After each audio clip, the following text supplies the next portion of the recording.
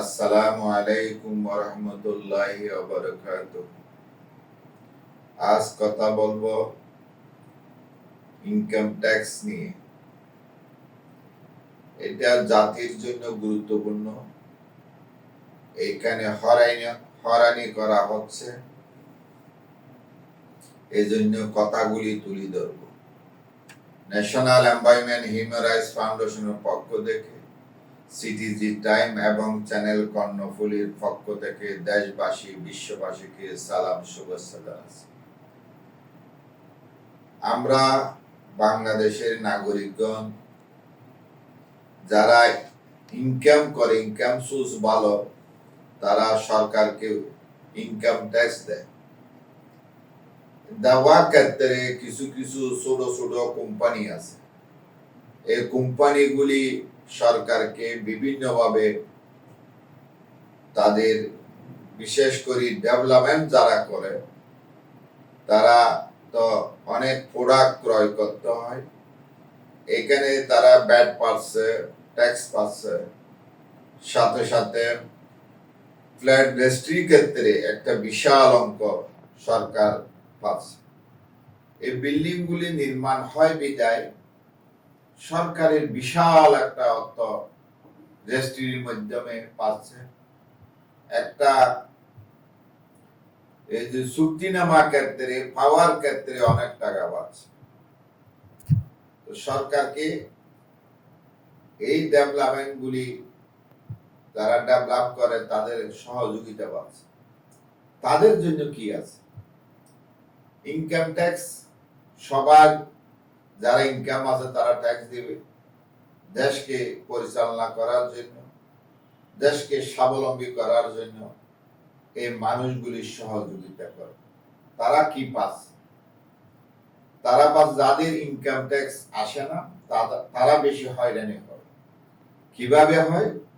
তাদের ফাইলগুলি অডিট করার জন্য নিয়ে যায়। সরকারের যে ইনকাম ট্যাক্সের কিছু, সব অফিসার তো খারাপ না, কিছু অফিসার খারাপ আছে। তারা অডিটের নামে এসিয়া হয়েছে, তেইশা হয়েছে, অমুক হয়েছে, সমুক হয়েছে, আপনি এটা করেন না, এটা করেন না, হিসাব ভুল আছে, অমুক আছে, সমুক আছে, আপনাকে হয়রানি করবে সরকার। অথচ তাদের থেকে অনেক হাজার হাজার কোটি কোটি টাকা ইনকাম ট্যাক্স বাবদ, সুস ট্যাক্স বাবদ, উৎসকর বাবদ পাচ্ছে, ব্যাট বাবদ পাচ্ছে, সেই স্টাম্প বাবদ পাচ্ছে, অহরহর স্টাম্প হচ্ছে। তাহলে তাদেরকে কষ্ট দেওয়া হচ্ছে।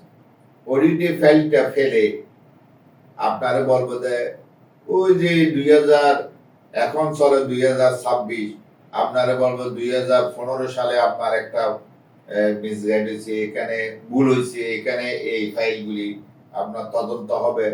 তদন্ত করতে করতে আপনাকে হয়রানি করা হবে। পরে বলছে যে এটা আমাদের ভুল হয়েছে, ইন্সপেক্টরের ভুল আছে মনে হয়, ইন্সপেক্টরের ভুল আছে মনে হয় করি এটা নিষ্পত্তি হয়। এর মধ্যে ইন্সপেক্টরে কিছু ভাগ নিল, তারপরে অফিসার গুলি কিছু ভাগ নিল, ওই মানুষটা হয়রানির শিকার হলো। তাহলে দায়ী কারা? আমি আমাদের অর্থমন্ত্রী, আমাদের চট্টগ্রামের বীর সন্তান জনাব আমির খসরু মাহমুদ চৌধুরী, যেহেতু অর্থমন্ত্রী, আপনাকে দৃষ্টি আকর্ষণ করতে চাই, এখানে পরিবর্তন আনতে হবে। ইনকাম ট্যাক্সের একটু পরিবর্তন আনতে হবে। মানুষ ট্যাক্স দিবে, ট্যাক্সটা কেমন করে আদায় করব? দুইটা ট্যাক্স আমরা আদায় করতে পারি। একটা ট্যাক্স হলো বছরের শেষে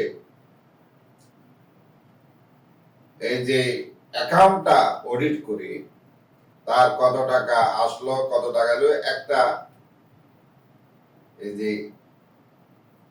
লেনদেন সার্ভে করি, এখান থেকে কিছু টাকা প্রত্যেক অ্যাকাউন্ট থেকে যদি নেওয়া হয়, যেমন আমরা কিছু খাওয়ার পরে ব্যাট দিচ্ছি, এটা গায়ে লাগে না।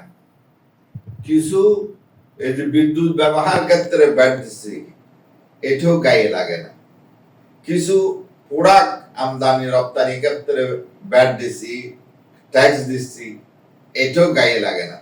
কিন্তু ইনকাম না করার পরেও যদি আপনাকে ট্যাক্স দিতে হয়, কিভাবে ট্যাক্স?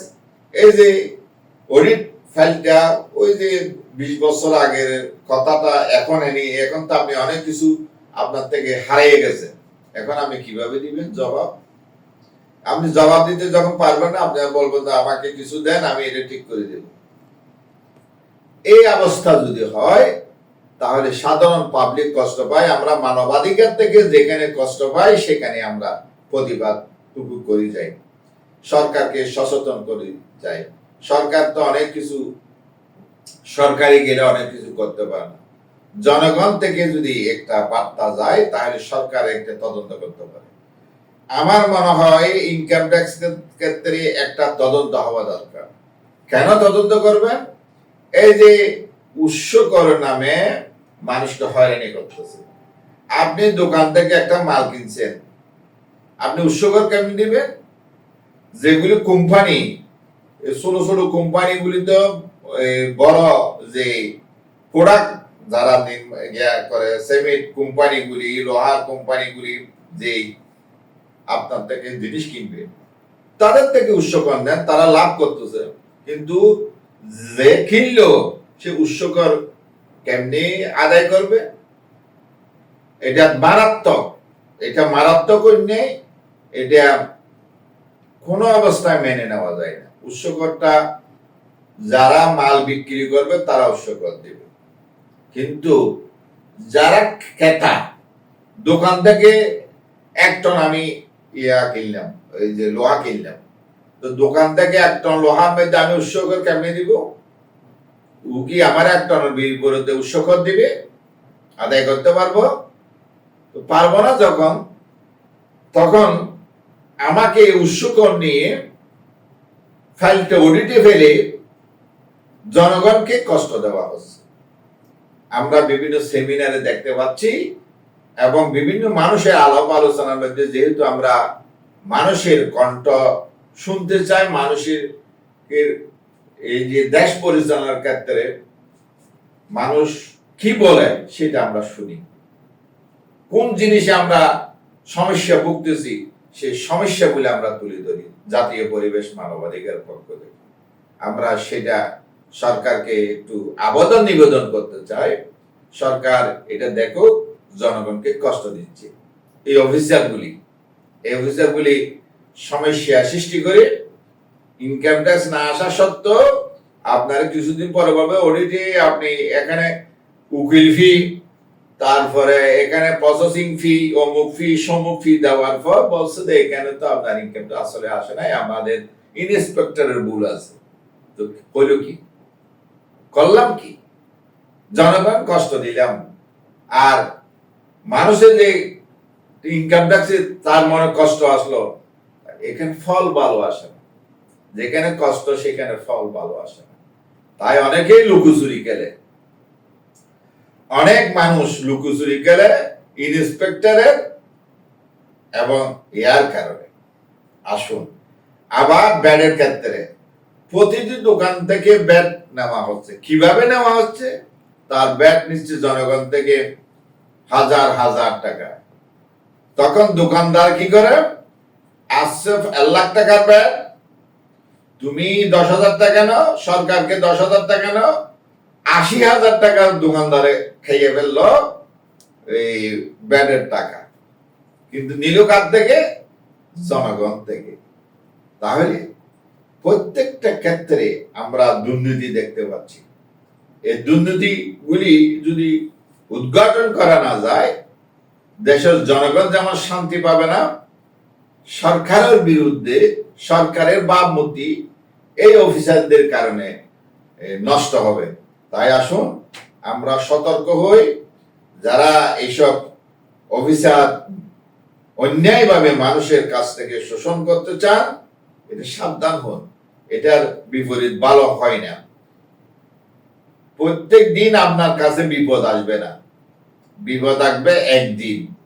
সেদিন আপনার সন্তানের উপর আসতে পারে, আপনার উপর আসতে পারে, এবং আপনি কোনো একটা অজুহাত অজুহাতের মাধ্যমে আপনার চাকরিচ্যুত হইতে পারেন, আপনার ডিমিশন হয়ে যাবে। তাই অতিরঞ্জিত ভালো না, মানুষের মনে কষ্ট দেওয়া একেবারে উচিত না। আমি ইনকাম ট্যাক্স অফিসার যারা খারাপ কাজে জড়িত আছেন, একটু সতর্ক হন, দেশকে ভালোবাসুন, দেশের জনগণকে ভালোবাসুন। আপনি যে টাকাটা অন্যায়ভাবে নিচ্ছেন সেটা আপনার জন্য হারাম, আপনার যে পরিবারের জন্য হারাম, আপনার সমাজের জন্য হারাম। সেই হারাম কাজ থেকে বিরত থাকার অনুরোধ জানিয়ে আমার বক্তব্য এখানে শেষ করলাম, আলোচনাটা শেষ করলাম। আমার তৌফিক ইল্লা বিল্লাহ। আসসালামু আলাইকুম।